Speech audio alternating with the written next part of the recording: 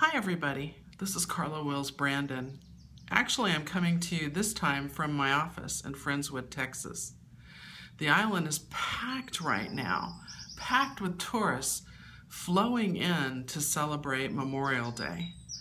I hope that you, during your celebration, remember what Memorial Day really is all about.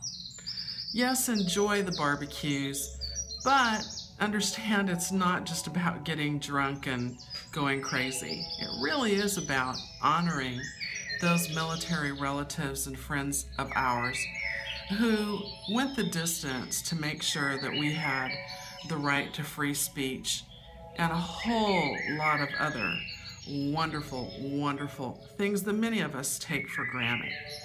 Tomorrow, what we'll be doing is my husband and I are going to go to a fundraiser. And here in our neck of the woods, what we do is a lot of times we'll have fundraisers with what are called mud bugs, also known as crawdads, crawfish. So we'll be going to a fundraiser where people will be purchasing what's called a crawfish boil, where there is corn, potatoes, and crawfish. Everything is cooked in a season, and the proceeds will go to this young family who lost their young daughter recently. So their daughter is now on the other side, but it's still important to take care of those who are grieving. And so that's what I want to talk to you about today. I've had a lot of questions about heaven. I'm not real sure what's going on here.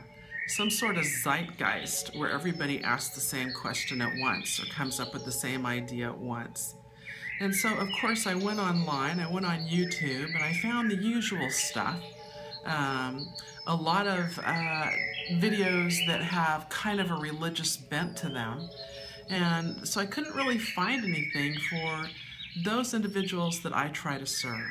So I thought I'd dig deep and I'd dig into some of the accounts that I have.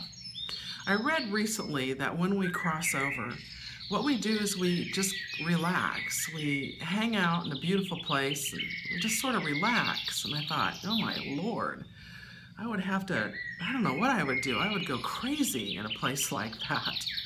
Then I went looking into some of the old masters, some of the old spiritualists, from the mid-1800s to the early 1900s. And I compared that with some of the information that near-death experiencers have come up with. And what I discovered was something totally different. And it kind of went in line with what a client of mine said yesterday. Yesterday we were talking about what happens after we die and where we go.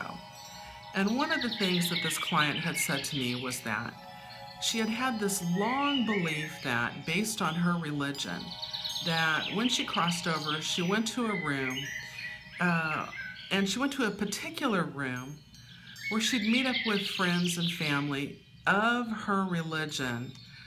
And she made a funny comment. She said something to the effect of, well, I'm going to go where the cookies are served with my kind. And you know, it made a lot of sense. And I said, well, do you still believe that now that you're re-examining your religious beliefs? And she said, well, actually, no. And I said to her, well, what if there are many rooms, many different rooms with a variety of different like-minded people?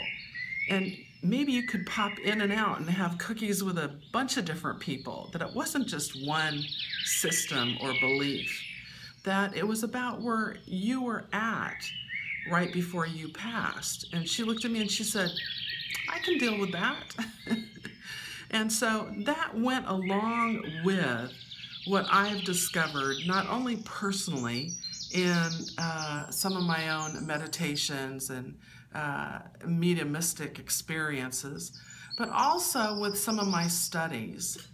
We don't just go to some sort of beautiful setting and sit there for eternity. It doesn't work that way. We take ourselves to the next level of existence, and we are free to do whatever we need to do to encourage spiritual evolution and spiritual development. So we do have the option to get together with people who we were familiar with on the earth plane. We do have the opportunity to reunite with loved ones who have gone before us. But we also have the opportunity to continue what we're doing here. So there are some of us who are musicians, and so we have the opportunity to go over there and create music or art, or then there are those who can become helpers and help those individuals who are still having a hard time on the earth plane, to give them a little bit of a nudge so that maybe they can walk through that door of recovery after battling alcoholism, or give them some support when they're going through a rough time. So it isn't quite so cut and dry. Now, of course, many words used to describe the afterlife are words like beautiful, light, enchanting, interesting, a continuance, a reunion. And then one woman actually said that she saw little houses right next to each other, and that people lived in these little houses in the afterlife, and that it was kind of like, you know, they had the choice. They could either hang out at their house or they could go to some sort of job. So there are many, many descriptions of the afterlife. And the gist of it is that there is no one single religious philosophy that explains it all. It's almost as if all the different religions have a piece of what it's really all about. And then you toss in there the experiences of individuals who have had a near-death experience. And we're not even talking about departing visions.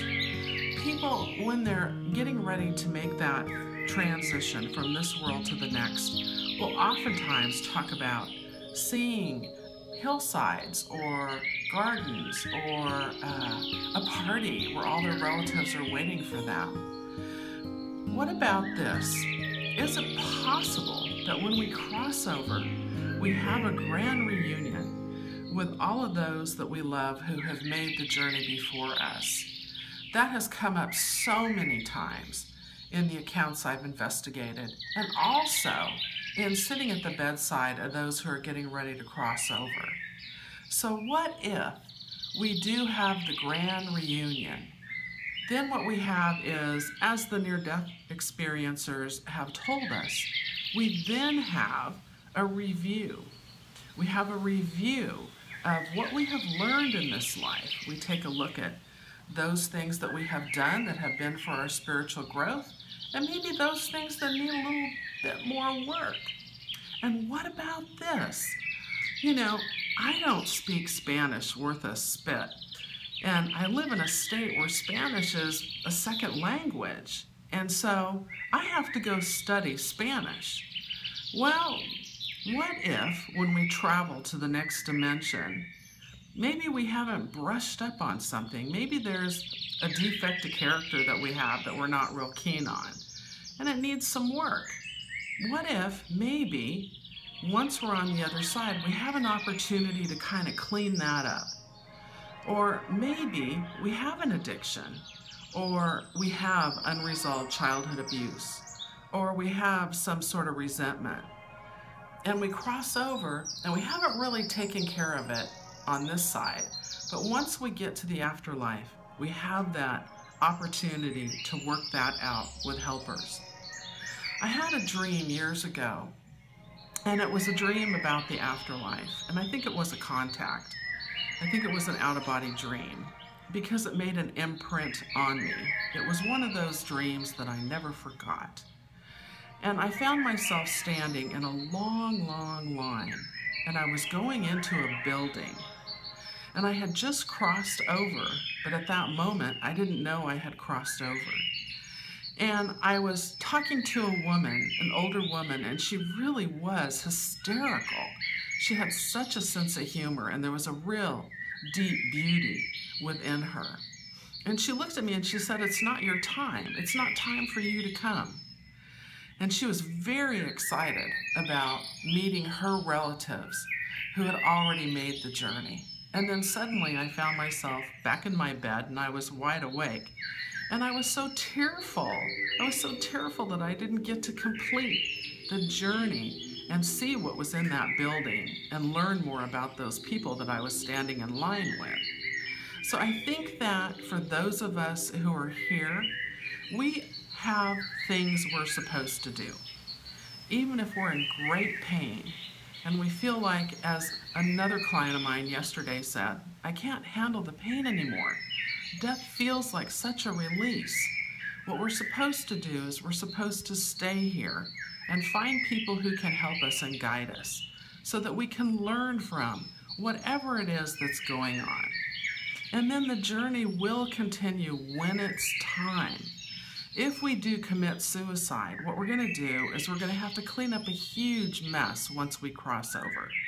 Not only are we going to have to look at the devastation we have left others with, but we're going to have to work on ourselves.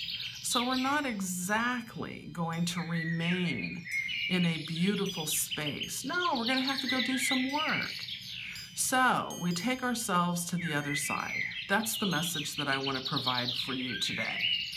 That the afterlife isn't necessarily a place where we go and for eternity sit under the sun as if we're, trying to get a suntan or something, listening to the ocean waves. Well, yeah, we can experience that.